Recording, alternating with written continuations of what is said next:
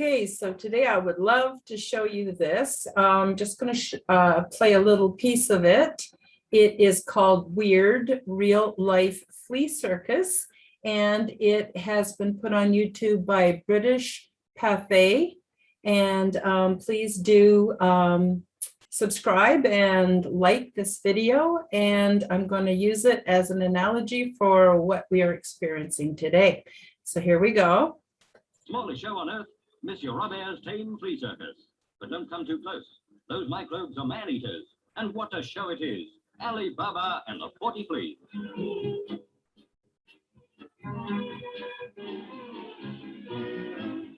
What thrills, what a spectacle. Prince Charming himself riding up in the fairy coach. No, he's come by taxi instead.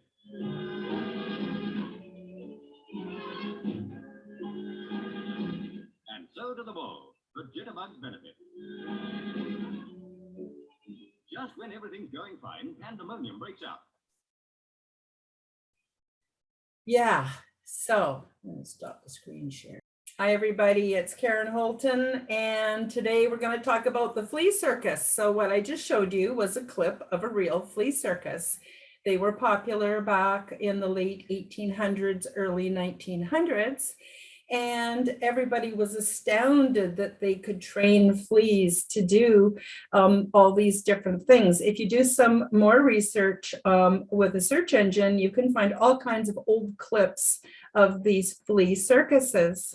So how did they train the fleas to be able to cooperate and to perform like this? Well, it has to do with conditioning, and not just one generation of conditioning, 2 or even 3 generations of conditioning. So likewise, what we're doing today is we're living a completely artificial life.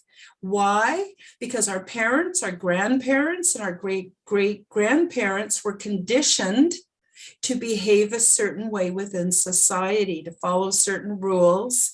And all of these rules you would think would be for our own benefit, but just like those poor fleas, we don't actually get to decide for ourselves on how to live and conduct ourselves in a way that benefits the common people.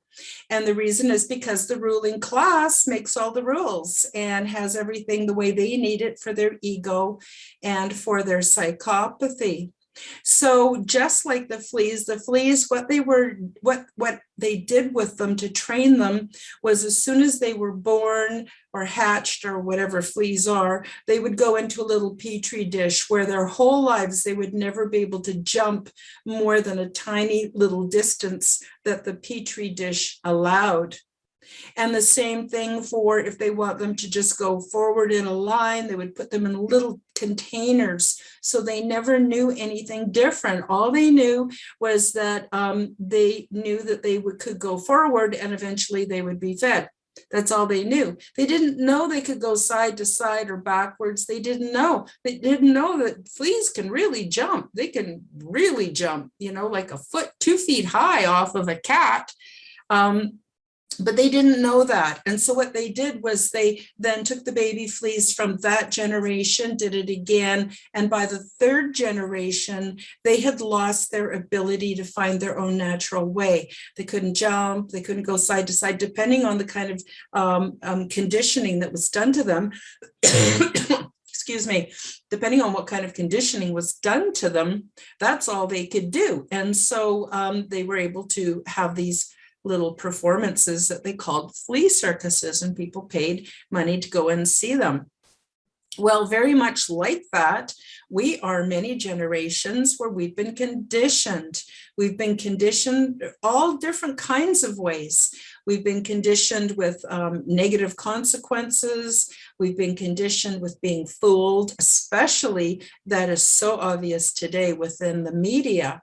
So it started out like back in the 1950s, maybe 40s, maybe even earlier than that. They realized that they could really condition people through advertising and, of course, condition us to buy their products.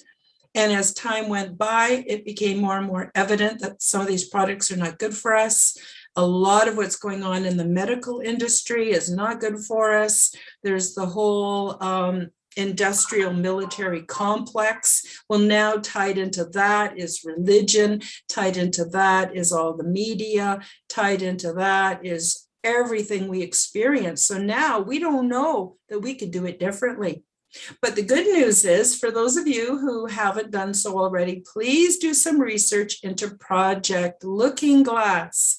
So, you know, most of you are no stranger. If you're watching this show, you're probably no stranger to the conspiratorium. And one of the black or dark projects that we don't know really anything about, which got co-opted by the ruling class, and they attempted to use it for nefarious outcomes, but they can't. And so what's happening is we're all waking up now. We're all waking up and we're going, wait a minute. Yeah, I know that's how my mom did it. And I know that's how my grandma did it. And I know that's how my great-great-grandmother did it, but that's not how I'm going to do it because I see a different way of doing things. So we're starting to wake up, and very soon, I don't have a date, but I know it's going to be very soon. Things might get a little bit worse before they start getting better. And I didn't believe, the different YouTubers out there that have been giving this message. I kind of went, no, everything's going to shit unless we come into our power and have our great transformation. But what I didn't realize is that we are coming into our power. We are experiencing the great transformation. So yeah, go do some research on flea circuses and think about how that is the same way that we've been conditioned into the lives that we're experiencing today. But it doesn't have to be this way. We can jump higher than we ever dreamed possible. I mean, think about it. If you take a look at the Olympics that were held back in the 40s and 50s, and look at what the world record was. And then every year those world records get broken to the point where people are now physically able to do things that was thought completely impossible 50, 70 years ago. So what I want you to do is practice being the best you can, take some risks, take some chances, jump outside of that box. It's imaginary. You have freedom. You have free will. You've got all kinds of internal resources that are connected to the heavens above and the earth below.